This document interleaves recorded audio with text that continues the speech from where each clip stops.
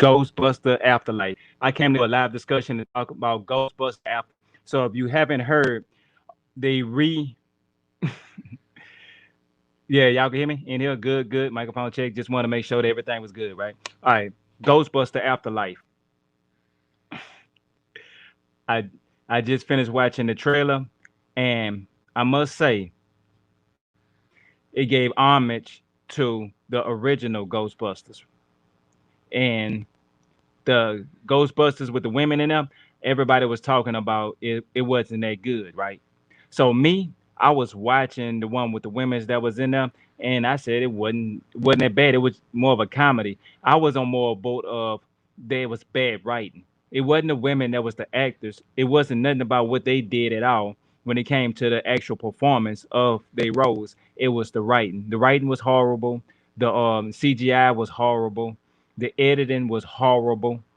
I mean, they giving all the actors all the slack, but if a good editor was to edit that movie, he could actually make those make it look like a better scene. Especially if they could have took like some of the CGI effects that they had and actually gave it more of a dynamic to make you immersed inside of the Ghostbusters universe instead of trying to spit on the Ghostbusters universe and be like, I remember my brother used to watch this here and he ain't let me watch it poo.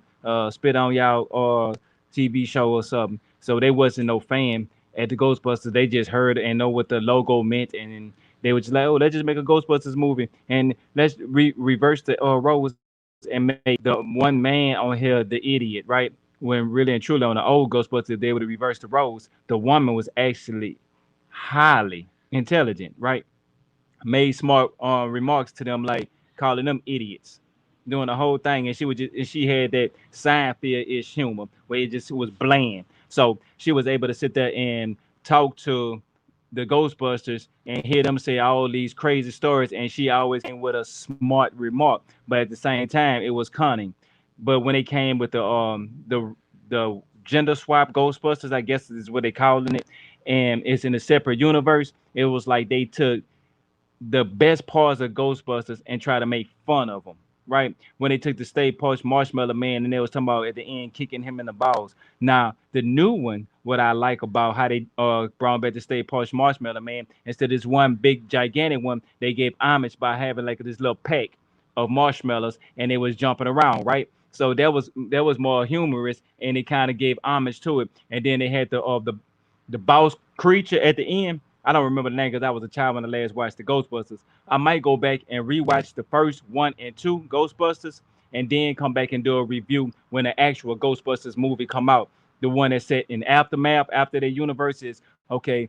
The one that we seen in the 80s, that stuff happened in the 80s. Now we're in the 21st century. What would happen now if the Ghostbusters was, what happened in this universe? What's going on in this universe? And when they showed them find like the extra trap and Slimy escaping and how Slimy was going around, things like that, it give you that Ghostbusters universe feel. So, oh, and the CGI was amazing compared to the women's version of it. Like, I'm not saying the women's did a horrible job. I'm saying the handling of it was bad.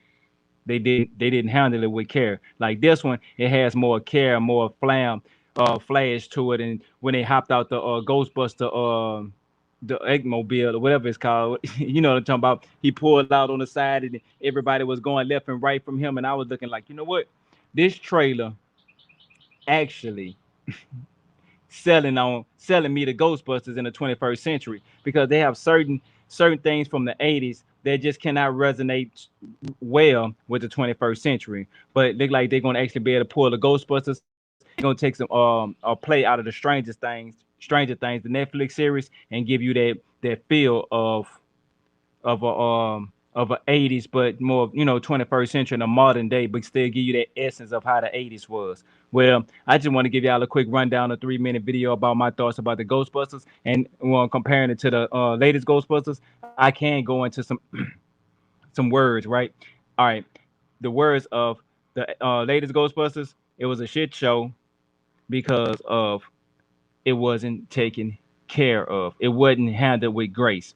They just took a movie and they wrote a fast script that probably took them 3 weeks to write, and they just rushed the Ghostbusters movie out there to be a cash grab.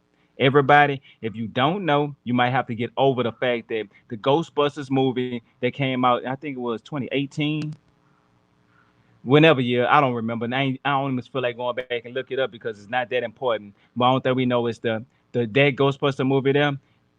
It shows that it was a cash grab. Overall, if they would have took care of it and actually took the time to make a good Ghostbusters movie, you might have better results like how they have it now. So when people try to say, "Oh, that's not fair," or people going to watch this Ghostbuster movie, you have to stick with the facts. The all women's Ghostbuster movie had an opportunity to be a good movie, but they just fell short. Now they're picking up the pieces and going back to the original universe where the Ghostbusters belong. Well, this your boy Triple Cup Chuck, and I'm out. And remember, I don't do this for me. I do this for we. Just a quick live, you know what I'm saying? Up with a cup. Not even this morning here, but anyway, hit that like button, Ghostbusters. Then who you gonna call?